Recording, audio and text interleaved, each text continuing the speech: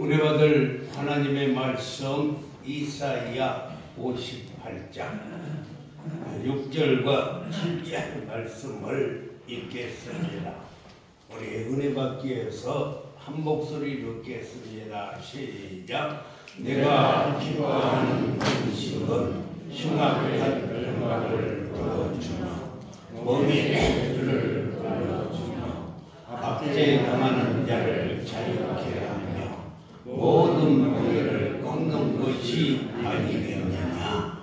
또 줄인 자에게 내 양식을 나누어 주며 유리하는 빈민을 집에 들이며 벌거든 자를 보며 입히며 또 내 권력을 피하여 스스로 숨지 아니하는 것이 아니겠느냐. 아멘. 사랑과 인사합시다. 참 잘 오셨습니다.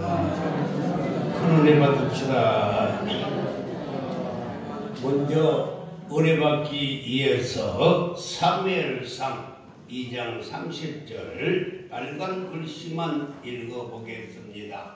시작. 나를 존중히 여기는 자를 내가 존중히 여기고, 할렐루야. 나를 존중히 여기는 자를 내가 존중히 여긴다라고 말씀했습니다. 그렇다면 우리가 어떻게 주님을 존중히 여길 수가 있을까? 주님이 말씀했어요. 나를 존중히 여기는 자를 내가 존중히 여긴다라고 말씀했는데, 그렇다면은 우리가 주님을 어떻게 존중히 여길 수가 있을까?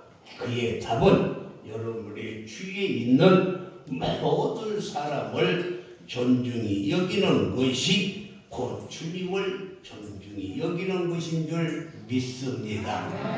그래서 마태복음 25장 35절에서부터 40절까지 보면은 내가 줄일 때에 너희가 먹을 것을 주었고, 목마를 때에 마시게 하였고, 나그네 되었을 때 영접하였고, 헐벗을 때에 옷을 입혔고, 병들었을 때에 돌아보았고, 옥에 갇혀 있을 때에 와서 보았느니라.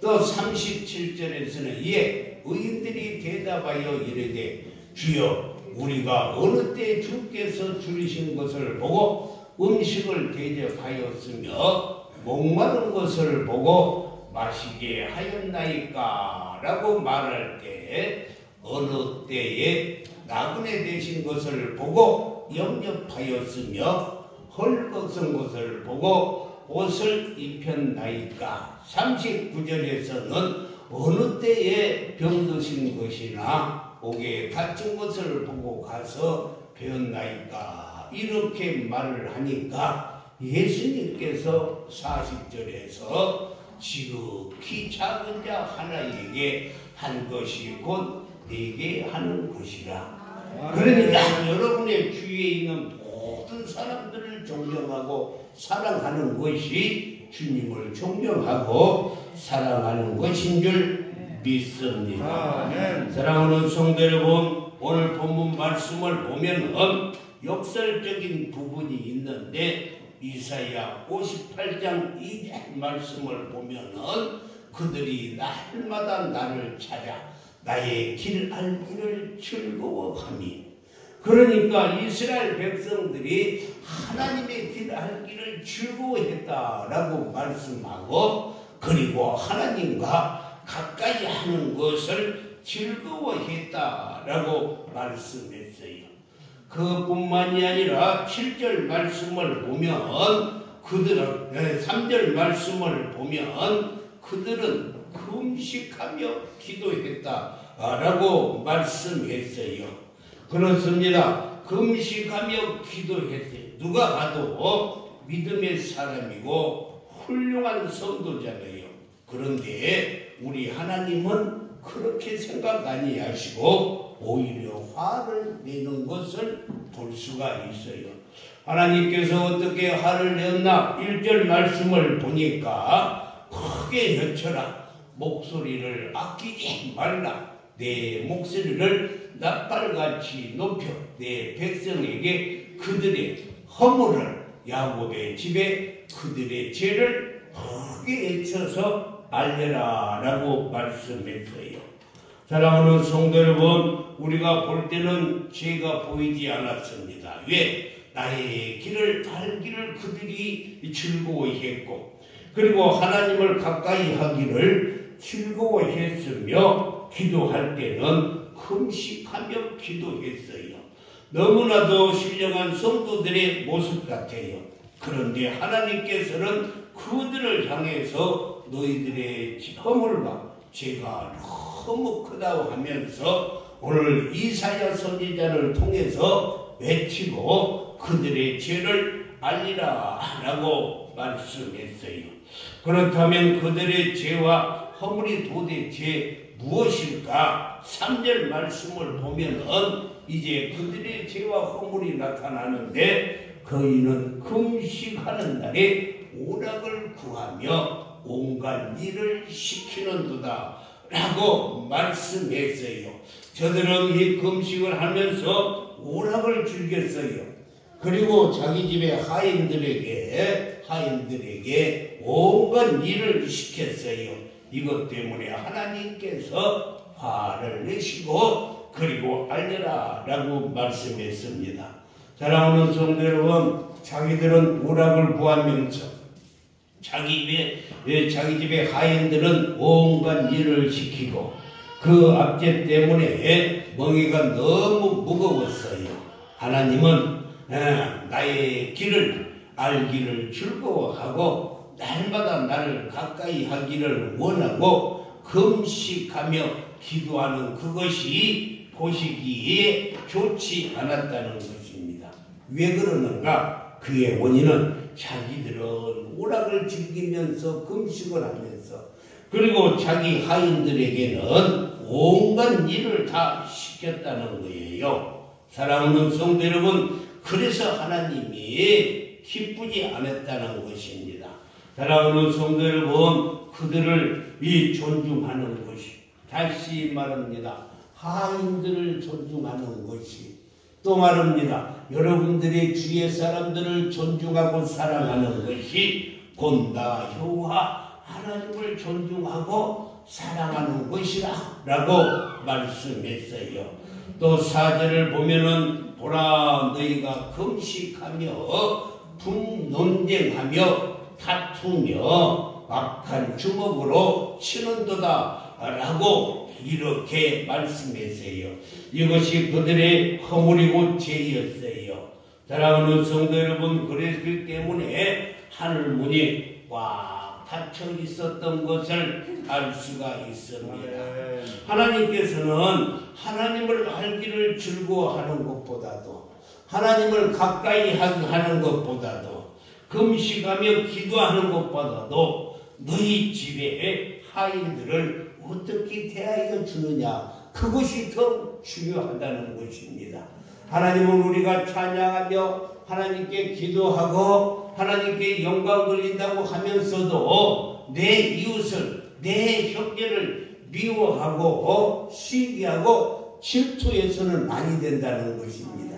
내 형제를 사랑하고 내 형제를 도와주고 돌볼 때 하나님이 기뻐 주시는 줄 믿습니다. 사랑하는 성도 여러분, 권세자를 존중하는 것, 그리고 스승을 존중하는 것, 영적인 지도자를 존경하는 것은 쉬워요.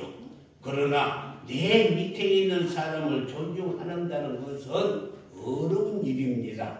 그런데 주님은 그걸 보시고 계시는 거예요. 그러면서 크게 외쳐라. 목소리를 나팔같이 날려 그들의 허물과 죄를 외쳐서 알게 하라 라고 말씀했어요. 오늘날 예수 믿는 사람들이 정말 잘 들어야 할 말씀입니다. 내 금식 기도는 하나님이 내 기도를 안 들어주면은 하나님 나 죽어버릴 거요 하고 이렇게 땡깡 놓으며 하는 기도가 금식 기도예요. 여러분요, 금식 기도할 때가 딱 3가지가 있어요. 첫 번째는 무엇이냐? 나라가 위급했을 때는 금식해야 돼요. 나라가 위급했을 때. 두 번째, 어떨 때 금식 기도를 해야 되는가? 교회에 문제가 생겼을 때는 온 성도들이 금식해야 돼요. 아멘 좀 해봐요. 하기 싫어서 그런지. 교회에 문제가 있을 때는 온 성도가 금식 기도하는 것입니다. 그뿐만이 아니라 또 하나는 내 생명이 죽어가고 위급했을 때 내 부모님들이 내 형제가 생명이 위급했을 때는 금식 기도하는 거예요. 금식 기도를 아무 때나 하는 거 아니에요. 하나님 우리 장사 잘 되게 해주세요. 금식 기도하는 거 땡땅 놓고 있어요. 하나님한테 열심히 기도하고 그냥 열심히 일하면 되는 거예요. 할렐루야. 하나님 우리 집 전세 좀 내놔주세요 하고 금식 기도하는 거 그 뭐예요? 전세 안 놔주면 나 죽어버리랍니다 이 말이에요. 그러니까 여러분요, 금식 기도는 그럴 때 하는 것이 아니라는 것입니다. 사랑하는 성도 여러분, 진짜 기도의 응답은 너에게 손 벌리고 또 너에게 도움을 찾는 자, 내 수하에 있는 자들을 존중히 여기는 것을 하나님이 기뻐하실 줄 믿습니다. 오늘 이사야 58장 6절 말씀을 보면 내가 기뻐하는 금식은 흉악한 결박을 풀어주며 멍에의 줄을 끌어주며 압제당하는 자를 자유케 하며 모든 멍에를 끊는 것이 아니겠느냐라고 말씀했어요. 이 말은 너희들이 압제하고 있는 자들의 흉악한 결박을 풀어주고 일꾼들에게 지었던 무거운 멍에를 다 풀어주고 배고픈 자에게 식물을 나누어주고 그런 것입니다. 그리고 헐벗은 자에게 입혀주고 형제가 와서 형님 나 좀 도와주세요 하면 외면하지 아니하고 도와주는 것. 7절 말씀을 읽어보겠습니다. 또 줄인 자에게 내 양식을 나누어 주며 요리하는 빈매를 집에 들이며 헐벗은 자를 보며 입히며 또 내 권력을 비하여 스스로 숨지 아니하는 것이 아니겠느냐라고 말씀했어요. 그러니까 우리는요 이렇게 잘못된 성경을 이해를 하는데 그냥 6절 말씀에서 내 기뻐하는 금식만 하면 흉악한 결박을 풀어주고 멍에의 줄을 끌어주고 압제당하는 자유롭게 하며 이렇게 말하는데 그게 아니고 내 기뻐하는 금식은 뭐냐? 줄인 자에게 양식을 주고 할렐루야. 요리하는 빈민을 집에 드리고 벗는 자가 있으면 옷을 입히고 내 형제간이 도와주라 하면은 피하지 않는 것, 그것이 기뻐하는 금식이에요. 믿으시면 아멘. 아멘. 사랑하는 성도 여러분, 그렇습니다. 형제가 와서 형님 나 좀 도와주세요 이렇게 사정할 때 예면하지 않는 것, 그것이 응답받는 길이라는 것입니다. 이제 좀 알겠습니까? 그래요. 형제가 와서 도와주라 하는데 나 모른다 이렇게 하면은 기도해도 응답 안 돼요. 안 됩니다. 이거 하나님의 말씀이에요. 그런데 정말로 내게 부담을 주는 자를 존중히 여기는 것은 쉬운 일이라 할 수 없어요. 그러나 내게 만약 그렇게 한다면 정말로 우리가 줄인 자에게 양식을 주고 요리하는 빈민을 집에 드리고 헐벗은 자를 입히고 내 형제간이 이 부탁했을 때 피하지 아니한다면 15가지의 축복을 주셔요.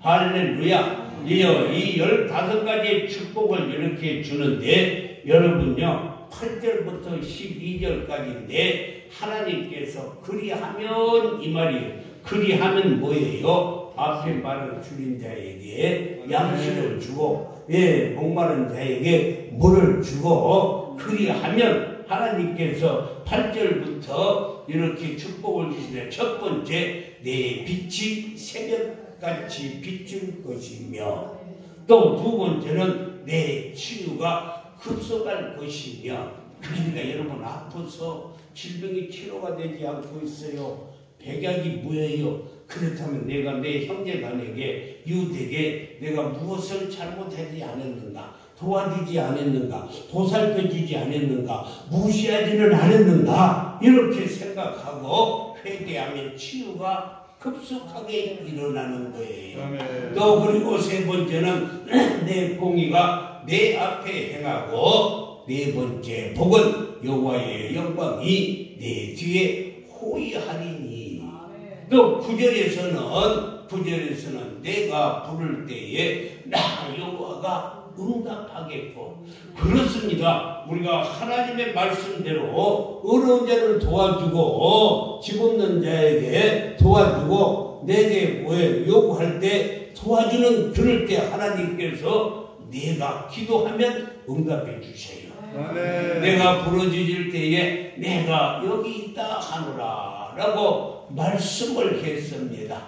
10절 말씀을 보면은 주린 자에게 내 심령을 통하여 괴로운 자의 심령을 만족해 우리가 하면 여섯 번째로 내 빛이 흑암 중에서 떠올라 내 어둠이 낮과같이 밝게 해 주신다는 것입니다. 그리고 11절에서 일곱 번째 축복은 여호와가 너를 항상 인도해 주고 메마른 곳에서 내 영혼을 만족하여 하며 내 뼈를 경고케 하리라. 할렐루야. 그냥 뼈가 아파갖고 골수가 아프네 뭐가 아프네 하면은요 내가 내 형제간에게 잘했는가 한번 살펴봐요. 아멘도 안 해요. 골다공증 있으면 아이고 내가 내 형제간들한테 잘했나 잘못했나 한번 생각해 봐요. 그리고 너는 물된 동상 같겠고 그럴 때 하나님 우리 가정에 물된 농사를 해주셔요. 그리고 물이 끊어지 아니하는 샘 같을 것이라. 12절에서 내게서 날 자들이 오래 항토한 곳을 다시 세울 것이며 13번째는 너는 역대에 파괴된 기초를 쌓으리니 14번째는 너를 일으켜 무너진 데를 보살을 자라 할 것이며 15번째 축복이 뭐예요? 길을 수축하여 그할 것이 되게 하는 자라 하리라 라고 이렇게 말씀했어요. 사랑하는 성도 여러분 한번 물어봅시다. 우리가 사람을 섬기는 것이 더 커요? 하나님께서 주시는 축복이 커요? 하나님께서 주시는 축복이 훨씬 더 커요. 할렐루야. 저는 이것을 보면서 느낀 것이 있는데 하나님께서는 줄인 자, 멍에에 눌린 자, 압박당하는 자를 얼마나 사랑하시는지, 심나는 자들의 영혼을 하나님이 얼마나 사랑하시는지, 그래서 그들을 예면하면 하나님이 예면한다라고 말씀했어요. 근데 그들을 도와주면 하나님께서 너희 뼈가 온전케 해주시고 너희 가정이 물된 동산 같게 해주시고 15가지의 축복을 해주신다는 거예요. 그래서 이제는요 힘든 친척이 와서 손을 벌리면 아이쿠 주님이 오셨구나 하고 탁 받아들이고 도와줘요. 아멘 좀 해요. 도와줘야죠. 가만히 있지 말고 아멘 좀 해. 형님이 와서 어이 동생 나 돈이 좀 필요하네. 그러면 좀 도와줘요. 그래도 또 아멘 안 해. 도와주라는 것은 절대 받는다는 것은 그냥 크게 아멘 할 것인데 그뿐만이 아니라 노숙자가 찾아와서 밥 한 그릇 주세요 하면 주님이 배가 고프시는구나 하고 이렇게 주님 대접하는 듯 하면은 하나님께서 축복해 주셔요. 그뿐만이 아니라 이발 좀 해주세요 하면은 아이고 주님이 이발하실 때가 되었구나 하고 이렇게 생각하고 도와주면은 하나님께서 갚아주신다는 거예요. 몇 배로 갚아주세요. 믿으시면 아멘. 저 기장에 한신대학교 김종준 목사님이 계시는데 이 목사님이 33살 때 목회하다가 몸이 아파가지고 교회를 사임을 하고 저 마산 결핵 요양원으로 들어갔어요. 그때는 옛날에는 어떻게 폐결핵이 많이 있는지 몰라. 그래서 이 목사님도 이 마산 결핵 요양원으로 들어갔어요. 예, 그때 얼마나 비참했겠어요. 그런데 마산의 결핵 요양소에 가면은 제일 먼저 급수를 먹여요. 급수를 먹인데 예, 6급은 1개월 안에 죽을 사람을 6급이라 그래. 그러니까 그 사람은 시한부 인생이야. 한 달 딱 남았어요. 이 5급은 3개월 안에 죽을 사람을 5급. 4급은요 1년 안에 죽을 사람을 4급이라 하고 3급은 죽을 가능성이 80%이고 살 가능성이 20%인 사람을 3급이라 하고 반대로 2급은 죽을 가능성은 20%고 살 가능성이 80%인 사람을 2급이라고 불러요. 1급은 치료받으면 넉넉히 나았을 수 있는 사람을 1급이라고 해요. 그런데 이 김종중 목사님은 6급 판정을 받았어요. 직원이 그런 거예요. 목사님의 생명은 1개월입니다. 15일이 될 수도 있습니다. 한 달 안에 돌아가신 것이 6급입니다. 그 말을 듣고 야 그래도 하나님께서 나에게 한 달이라는 시간을 내게 주셨는데 내가 그동안 한 달 동안이라도 하나님의 기뻐하시는 일을 하다가 죽었으면 좋겠다 하고 그리고 육병동에 있는 자기와 똑같은 환자들을 섬기었어요. 콜록콜록하고 피를 토하고 있으면 가서 그를 청소해 주고 그리고 금방 임종을 앞두고 있는 자들에게는 찾아가서 찬송가도 불러주고 또 자기도 그렇게 힘들면서도 큰 정성을 다해서 기도해주고 하나님의 말씀을 전해주고 사경을 헤매고 죽어가는 사람들에게는 십자가를 바라보세요. 예수님께서 당신 천국 문을 열어주시려고 십자가에 매달려서 돌아가셨습니다. 그러면서 그들을 날마다 섬겼대요. 그래서 그분의 따뜻한 사랑 속에서 찬송을 들으며 기도 속에서 똑같은 6급 환자들이 천국을 이렇게 그들을 보냈다는 것입니다. 그런데 자기는 한 달 시한을 받았는데 2개월이 되어도 2개월이 지나서도 하나님이 데려가지를 않는 거예요. 그러니까 나중에 의사가 와가지고 하는 말이 목사님은 진급하셨습니다. 그러면서 몇 급으로 5급으로 진급하셨습니다. 5급으로 진급하면 몇 달이에요? 시험과 3개월 연장 3개월 연장돼. 5급으로 진급됐다. 그래서 3개월은 살겠구나. 네, 5급 그래서 5급 환자들과 6급 환자들을 케어해주고 찬송가를 불러주고 복음을 전하고 기도를 해주세요. 그런데 3개월 시한부를 받았는데 4개월이 지났는데도 죽지 않은 거예요. 그러자 또 의사 선생님이 오더니 목사님 또 진급하셨습니다. 그래서 이제 4급으로 진급을 했어요. 4급이면 몇 년 살아요? 1년 살게 돼. 할렐루야. 1년 살아요. 그래 1년이라는 세월을 하나님이 이렇게 연장시켜 주셨구나. 그리고 정성을 다해서 결핵 요양원의 많은 환자들을 섬기는데 그가 1년 반이 되어도 안 죽는 거예요. 그러자 또 의사 선생님이 오더니 목사님 또 진급하셨습니다. 축하합니다. 이제 2급입니다. 그러는 거예요. 나중에는요 2년 3년이 지났습니다. 또 의사가 오더니만 목사님 또 진급했습니다. 이제 목사님은 살 수 있습니다. 그리고 다 치료받고 건강해지니까 이제 졸업을 하고 퇴원해서 나왔다는 것입니다.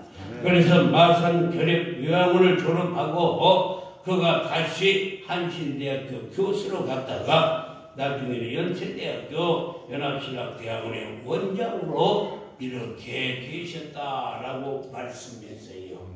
그가 왜 한 달밖에 살지 못한다는데 왜 이렇게 치료를 받았을까? 주위에 많은 사람들을 돌보고 주위에 많은 사람들을 케어줌으로 말미암아서 살게 된 줄 믿습니다. 사랑하는 성도 여러분, 그렇습니다. 그는요 6개월 이 육구 판정을 받고도 모든 사람을 존중하며 섬겼어요. 육구 한 달 동안밖에 살지 못한다는 판정을 받았는데 많은 사람들을 섬김으로 말미암아서 이 너의 치료가 급속히 되었다라고 말씀을 했습니다. 사랑하는 성도 여러분, 여러분의 주위에 소외된 이웃들, 여러분의 어려운 이웃들, 형제들을 소중히 여김으로 우리는 하나님을 존중히 여기게 되는 것인 줄 믿으시기를 주님의 이름으로 축원합니다. 그래서 마가복음 오늘 마태복음 25장 40절에서 임금이 대답하여 이르되 내가 진실로 너희에게 이르노니 너희가 여기 내 형제 중에 지극히 작은 자 하나에게 한 것이 곧 내게 한 것이니라. 할렐루야. 네. 믿으시면 아멘. 지극히 작은 자를 존중히 여기는 것이 우리가 하나님을 존중히 여기는 거예요. 믿으시면 아멘. 이제 이해가 갑니까? 여러분의 주위에 어렵고 힘들고 있는 그분들이 나에게 보여주시는 것은 내가 그를 돕고 하나님으로부터 축복받게 하기 위함이라는 것입니다. 사랑하는 성도 여러분, 잠언 21장 13절에서 귀를 막고 가난한 자가 부르짖는 소리를 듣지 아니하면 형제간이 와서 힘들고 어려우니 도와주라 그러면은 귀를 막아버리고 듣지 아니하면 자기가 부르짖을 때에도 들을 자가 없으리라. 내가 힘들고 어려울 때 부르짖으면 누가 들어주지 않는다는 것. 이것이 하나님의 말씀입니다. 아멘. 오늘 성경에 나온 이스라엘 백성들은 하나님을 알기를 날마다 힘썼어요. 그리고 하나님께 가까이 가기를 즐거워했어요. 그뿐만이 아니라 자기 문제를 응답하기 위해서 금식기도 했어요. 하지만 그들은 지극히 작은 자들을 억압했어요. 그리고 더 그뿐만 아니라 내어놓았어요. 그래서 하나님께서 그들의 기도를 외면한 것입니다. 지극히 작은 자기 하나에 건 것이 곧 내게 하는 것이라.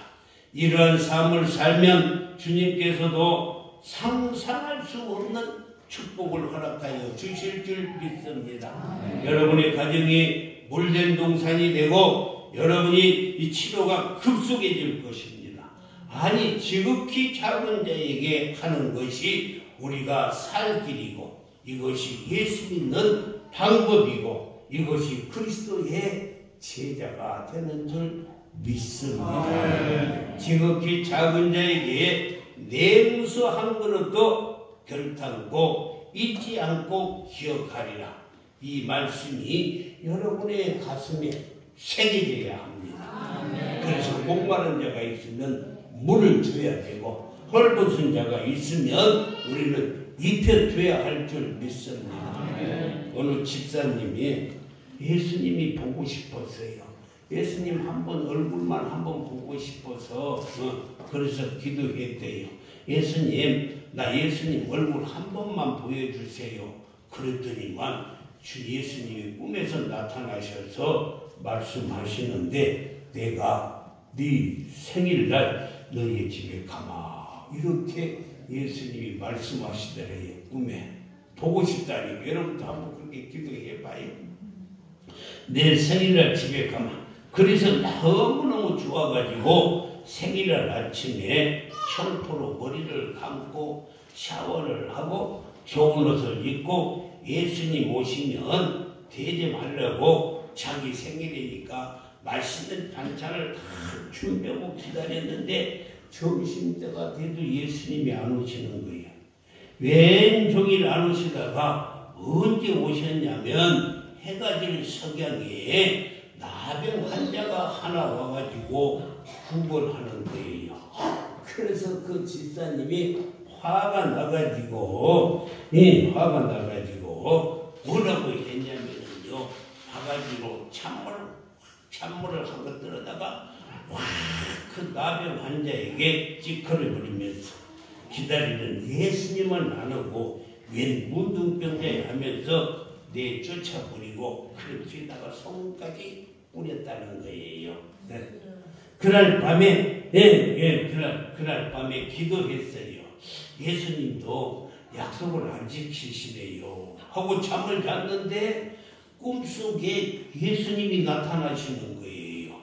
반가워서 예수님 오늘 내 생일을 오시기로 약속해놓고 왜 오시지 않았어요? 그러니까 예수님 아니야. 내가 해질 무렵에 나병 환자의 옷을 입고 너희 집에 갔었는데 네가 내 얼굴에 찬물을 부어버렸지 않느냐, 소금도 뿌렸지 않느냐. 그 말이 몸이 깜짝 놀래가지고 이 꿈에서 깨버렸다는 거예요. 여러분요, 꿈이었으니까 다행이지 꿈이 아니었으면 어떻겠어요? 꿈에서 깼어요. 오늘 말씀의 결론으로 너희 집에 하인들이 줄인 자나 헐벗은 자가 소자가 그들을 존중히 여기는 것이 나를 존중히 여긴 것이라 라고 예수님이 말씀했어요.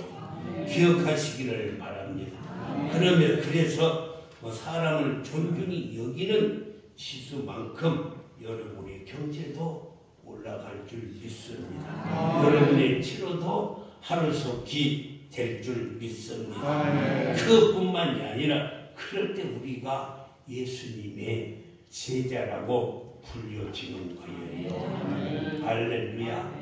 오늘 주님께서 말씀했습니다. 너희의 주위에 힘들고 어렵고 고통당하고 질병으로 힘들어하는 사람들, 내가 그들을 돌봐주는 것이 바로 나를 돌봐주는 것이라 라고 말씀하셨어요. 이 말씀 꼭 기억하고 사시기를 주님의 이름으로 축복합니다. 기도하겠어요.